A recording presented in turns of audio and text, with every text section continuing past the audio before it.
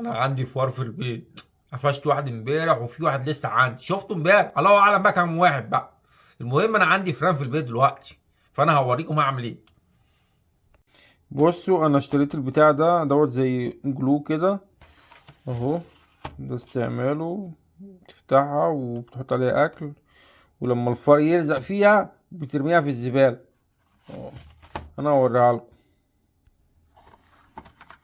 نطلعها اهي،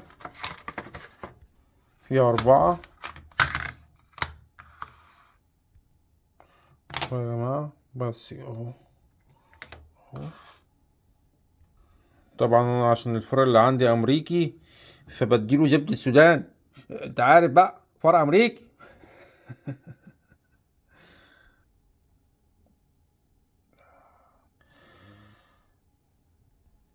اهو طبعا انا حطيت واحدة هنا وحطيت واحدة هنا وحطيت واحدة هنا، وانا مش عارف كام واحد بقى، فهحط واحدة هنا.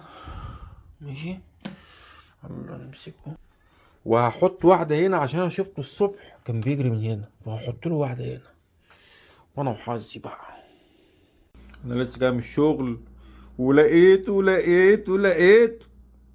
اهو يا جماعه، اهو وحاطط له ايه كمان، حاطط له زبده السوداني عشان فرق امريكي، فرق امريكي عذبني ابن الاحمر. يلا ما اشوفش وش امك هنا تاني، ما اشوفش وش امك عندي تاني. عذبتني يا راجل، مش عارف انام، مش عارف انام.